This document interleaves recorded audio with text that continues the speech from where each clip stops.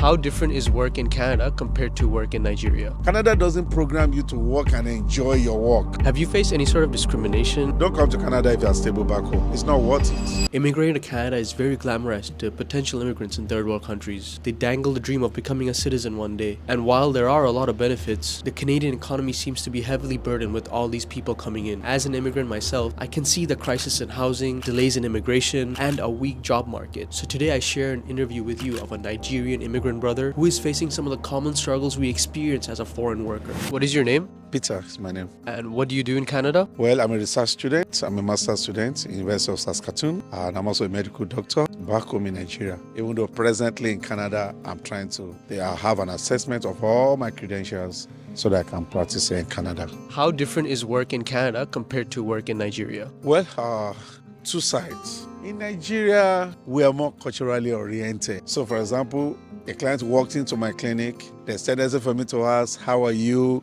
What did you eat yesterday? And usually there's no time limit. You want the person to talk. But here in Canada, a client walks into your place. Everything is timed. Canada is more regimented. You get to your place of work, you already have your schedule. You see task shift duty. Do this, do this, do this. Done, not done. Why? The dollar you're getting, you have to work for it. Do you understand? So there's no sitting down, no loitering around, nothing. You just have to do it. So it kind of make you feel on edge. So Canada makes you feel like you're working for your money. Meanwhile, in Nigeria, you're working and you're enjoying your work.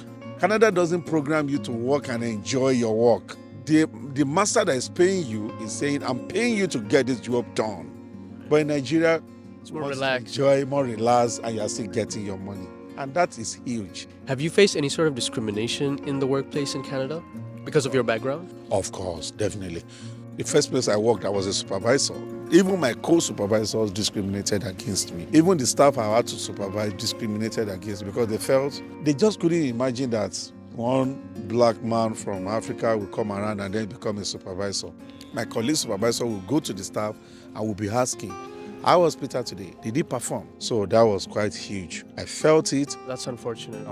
So I had to take it up with the management. I said, no, that's wrong. If you had to give any advice to someone in Nigeria who wants to come to work in Canada, what would you tell them? No, don't come to Canada if you're stable back home. It's not worth it. It's just a fleece. It's a mirage. And that's the truth. Some of us are here because we've decided to come. For example, coming to Canada as a consultant psychiatrist, I had my hospital, I had the money, I had my driver, I had everything working. I had 3 vehicles. I had built a house and I was living in a duplex. But why did I come? Some of us, we looked at it and we said, you know what?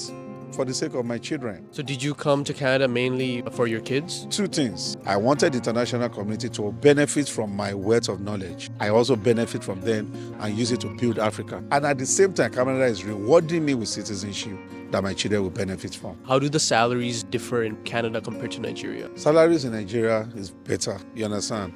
Because I can be making an equivalent of $1,000 in Nigerian naira. The amount that I'm going to spend out of that $1,000 to get my house, rent, everything may just be about $300 or $400. I have opportunity to save like $500 from my salary. But you can't try that here in Canada. Your rent takes... It's not even enough. You have to cut your coat according to your clothes in Canada. Because your rent, many things are competing. So it's like they give and they take. The system will take it away from you, from parking lots, from the toll gate, from bills, from charges, everything, bus pass. They will take your money. It comes and it goes fast. You can save more back in Nigeria. You Really? get 1,000. You can, if you are not a extravagant person, you will save half of your salary. Okay, that's good to know. I didn't know that. Do you have any regrets coming to Canada? At the beginning, I had a regret. But the reason why my regrets were very limited was because I knew what I was going into. I knew it was going to be, there were going to be challenges.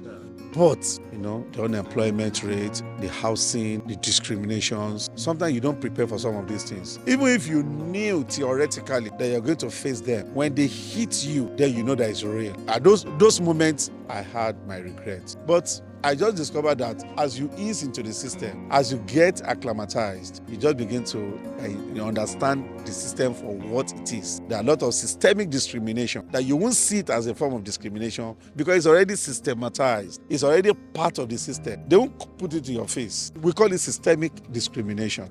is quite huge, but it's hidden under laws, organizational rules, and co.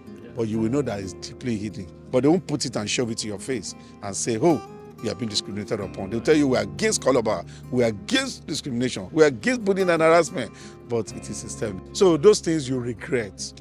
But by and large, when you look at the brighter future, the knowledge you are getting, so for that, I give it to them. Brother, you are amazing. You're amazing. Give me a hug. If you're curious what's it like to be a human in the modern world, then subscribe to my channel. My name is Iram, and I share stories of strangers all around us so that we can be more connected to our surroundings.